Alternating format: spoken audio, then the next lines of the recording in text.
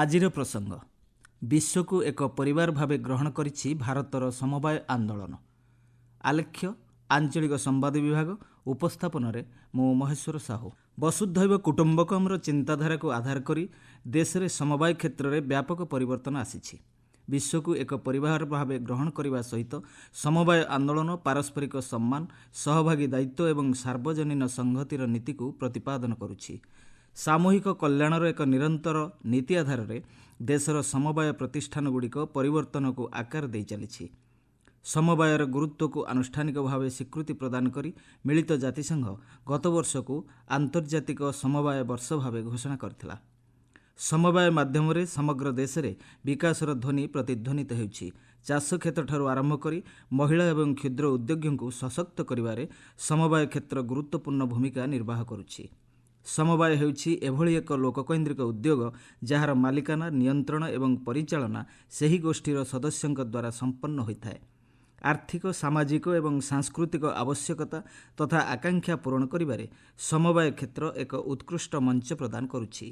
ସମବାୟ ଏକ ଉନ୍ନତ ବିଶ୍ୱ ଗଠନ କରେ ଆଧାରରେ ବହୁବିଧ ପଦକ୍ଷେପ ଗ୍ରହଣ କରାଯାଉଛି। ତେବେ ଏହା ବିଶ୍ୱସ୍ତରରେ ବିଭିନ୍ନ ଆହ୍ୱାନର ସମ୍ମୁଖୀନ ହେଉଛି। 2030 ସୁଦ୍ଧା ଜାତିସଂଘର ନିରନ୍ତର ବିକାଶ ଲକ୍ଷ୍ୟକୁ ଗତିଶୀଳ କରିବାରେ ସମବାୟ କ୍ଷେତ୍ରର ଭୂମିକା ଅନସ୍ୱୀକାର୍ଯ୍ୟ। ଏକ ଆକଳନ ଅନୁଯାୟୀ ବର୍ତ୍ତମାନ ସମଗ୍ର ବିଶ୍ୱର 3 ନିୟୁତ ସମବାୟ ସଂସ୍ଥା ମାଧ୍ୟମରେ ମୋଟ ଜନସଂଖ୍ୟାର 12%ରୁ ଅଧିକ ଲୋକ ସଂଶ୍ଳିଷ୍ଟ ଅଛନ୍ତି। 300ଟି ବୃହତ୍ତମ ସମବାୟ ସଂସ୍ଥା $2,409 ବିଲିୟନ ଅଧିକ କାରବାର କରୁଛି।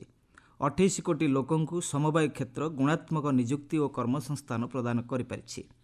ଦେଶରେ ସମବାୟ କ୍ଷେତ୍ରକୁ ଅଧିକ ପ୍ରୋତ୍ସାହନ ପ୍ରଦାନ କରିବା ଲକ୍ଷ୍ୟ ନେଇ ଏକ ସ୍ୱତନ୍ତ୍ର ମନ୍ତ୍ରଣାଳୟ କାର୍ଯ୍ୟକ୍ଷମ କରାଯାଇଛି। ପ୍ରାୟ 8,42,000 ସମବାୟ ୟୁନିଟ୍ ଅନ୍ତର୍ଭୁକ୍ତିମୂଳକ ଆର୍ଥିକ ଅଭିବୃଦ୍ଧିକୁ ପ୍ରୋତ୍ସାହନ ପ୍ରଦାନ କରୁଛି। ଉତ୍ପାଦନ, ପ୍ରକ୍ରିୟାକରଣ, ବିପଣନ, ଆବାସ, ପରିବହନ ଏବଂ ଅନ୍ୟାନ୍ୟ କାର୍ଯ୍ୟକଳାପରେ ଏହି ସମବାୟ ୟୁନିଟ୍ଗୁଡ଼ିକ ସାମିଲ ଅଛନ୍ତି। ଏପରିକି ଆନୁଷ୍ଠାନିକ ଭାବେ ଆଇନ ପ୍ରଣୟନ ପୂର୍ବରୁ ଦେଶରେ ଗ୍ରାମାଞ୍ଚଳଗୁଡ଼ିକରେ ବିଭିନ୍ନ କାର୍ଯ୍ୟ ସମବାୟ କ୍ଷେତ୍ର ଭଳି ଲୋକମାନେ ମିଳିମିଶି କରୁଥିଲେ। 1891 ମସିହାରେ ପଞ୍ଜାବରେ ଏକ ସମବାୟ ଗ୍ରାମ ଜମି ପରିଚାଳନା ସମ୍ପନ୍ନ ହୋଇଥିଲା, ଯାହାକି ଭାରତର ଏକାଠି କାମ କରିବାର ଦୀର୍ଘ ପରମ୍ପରାକୁ ପ୍ରତିଫଳନ କରିଥିଲା।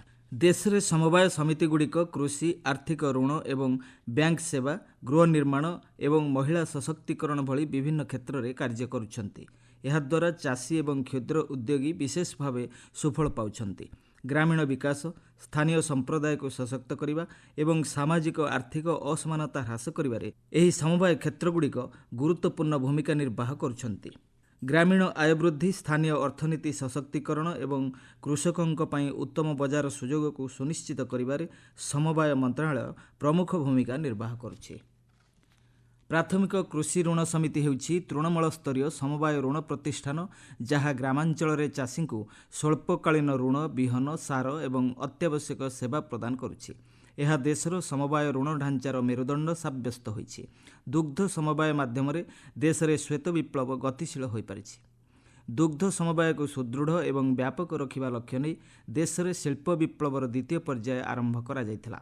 ସମବାୟ ମନ୍ତ୍ରଣାଳୟ ତରଫରୁ କାର୍ଯ୍ୟକାରୀ ହୋଇଥିବା ଏହି ପଦକ୍ଷେପର ଲକ୍ଷ୍ୟ ହେଉଛି ସମବାୟ ଯୋଗାଯୋଗରୁ ବାଦ ପଡ଼ିଥିବା ଅଞ୍ଚଳଗୁଡ଼ିକୁ ସାମିଲ କରି 5 ବର୍ଷ ମଧ୍ୟରେ ଦୁଗ୍ଧ ସଂଗ୍ରହ କ୍ଷେତ୍ରକୁ 50% ବୃଦ୍ଧି କରିବା। ଏପର୍ଯ୍ୟନ୍ତ 31ଟି ରାଜ୍ୟ ଓ କେନ୍ଦ୍ରଶାସିତ ଅଞ୍ଚଳରେ 20,070ଟି ଦୁଗ୍ଧ ସମବାୟ ସଂସ୍ଥା ପଞ୍ଜୀକୃତ ହୋଇପାରିଛି।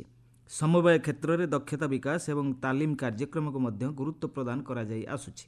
ସମବାୟ କ୍ଷେତ୍ରରେ ଦେଶର ପ୍ରଥମ ଜାତୀୟ ବିଶ୍ୱବିଦ୍ୟାଳୟ ଭାବେ ତ୍ରିଭୁବନ ସହକାରୀ ବିଦ୍ୟାଳୟ କାର୍ଯ୍ୟକ୍ଷମ ହୋଇଛି। ଗତବର୍ଷ ଏପ୍ରିଲ 6 ତାରିଖରେ ଏହାର ଶୁଭାରମ୍ଭ ହୋଇଥିଲା। ଦକ୍ଷ ମାନବ ସମ୍ବଳ ସୃଷ୍ଟି, ଶିକ୍ଷା, ଗବେଷଣା ଆଦି କ୍ଷେତ୍ରକୁ ଅଧିକ ବ୍ୟାପକ କରିବା ଲକ୍ଷ୍ୟ ନେଇ ସରକାର ଏହି ବିଶ୍ୱବିଦ୍ୟାଳୟକୁ ପ୍ରତିଷ୍ଠା କରିଛନ୍ତି।